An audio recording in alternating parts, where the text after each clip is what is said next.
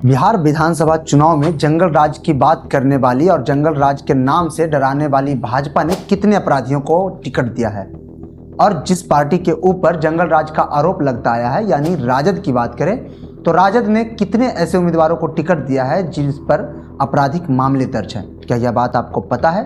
अगर नहीं तो मैं आपको बताऊंगा, लेकिन अगर मैं आंकड़े बताऊंगा तो आप चौंक जाइएगा। सच कह रहा हूं, आपके पैरों तले जमीन खिसक जाएगी।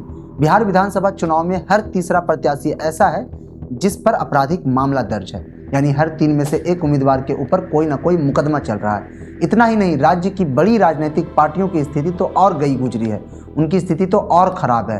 हर दूसरी सीट पर पार्टी ने किसी न किसी ऐसे आपराधिक पृष्ठभूमि वाले उम्मीदवार को मैदान में उतारा है जिनके ऊपर कोई ना कोई मुकदमा चल रहा है। नमस्कार, मेरा नाम सत्यम राज मेहरा है और आप देख रहे हैं द लोक धर्म की खास सीरीज बतकही।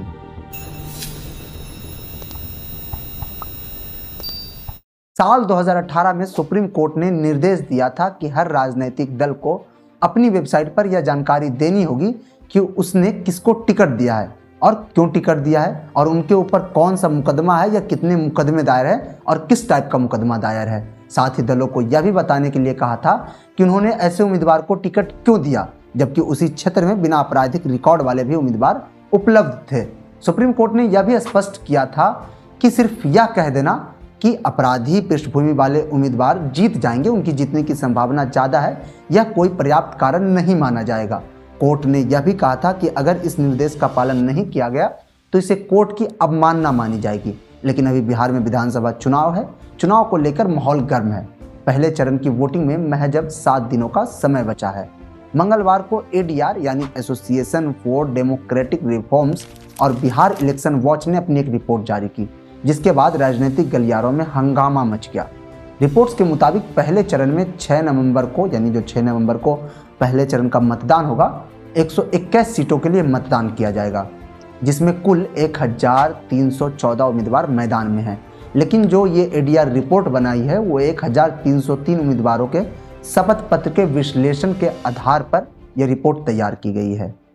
एडीआर की रिपोर्ट के मुताबिक 1303 में से 423 यानी 32% उम्मीदवारों ने अपने ऊपर आपराधिक मामले घोषित किए हैं, यानी 423 उम्मीदवार ऐसे हैं जिनके ऊपर आपराधिक मुकदमा दायर है। वहीं 354 यानी 27% उम्मीदवारों के ऊपर गंभीर श्रेणी के आपराधिक मामले दर्ज हैं, जिनमें 33 उम्मीदवारों के ऊपर हत्या, 86 प्रत्याशियों के ऊपर हत्या की कोशिश, 42 प्रत्याशियों के ऊपर महिला से जुड़े अपराध, तो 2 उम्मीदवारों ने तो अपने ऊपर रेप से जुड़े मामले का भी जिक्र किया है। अगर पार्टी की बात करें तो सबसे ज़्यादा सीपीआई के 5 में 5 यानी 100% स्ट्राइक रेट और सीपीएम के 3 में 3 उम्मीदवारों पर आपराधिक मामले दर्ज हैं।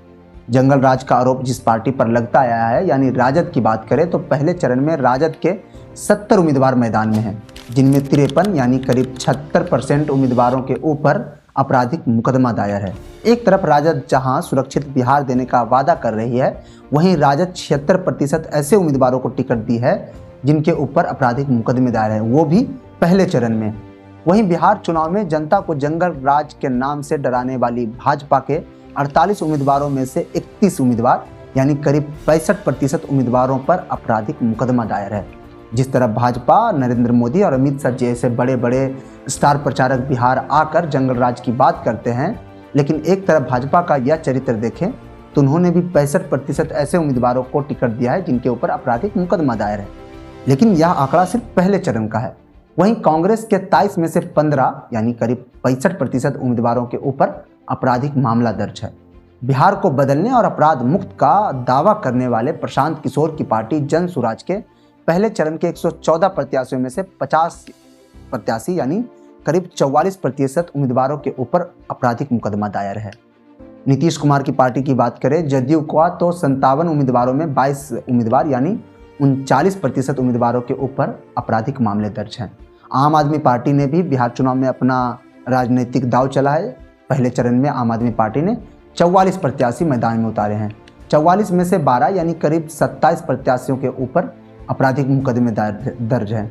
वहीं भाकपा माले के 14 में से 13 यानी 93% और बिहार फर्स्ट बिहारी फर्स्ट का नारा देने वाली चिराग पासवान की पार्टी लोजपा रामविलास के 13 में से 7 उम्मीदवार यानी 54% उम्मीदवारों पर आपराधिक मामले दर्ज हैं।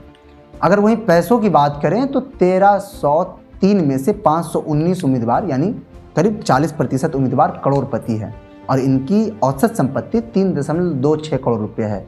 पढ़ाई की भी बात कर लेते हैं। तो पढ़ाई की बात करें तो 519 उम्मीदवार ऐसे हैं पहले चरण में जिन्होंने 5वीं से लेकर 12वीं तक की पढ़ाई की है, जो प्रतिशत में करीब 40% का आंकड़ा आता है। लेकिन वहीं 651 उम्मीदवार ऐसे हैं जो स्नातक और या तो स्नातक से ज़्यादा तक पढ़ाई की हैं। ये बात उन्होंने अपने शपथ पत्र में लिखी है। पहले चरण में कुल उम्मीदवारों में महज 9% ही महिला उम्मीदवार है। बाकी बिहार चुनाव में पार्टियों के द्वारा इतनी बड़ी संख्या में आपराधिक छवि वाले उम्मीदवारों को टिकट देने पर आप क्या सोचते हैं, हमें कमेंट करके बताएं और ऐसे ही खबरों के लिए देखते रहें द लोक धर्म।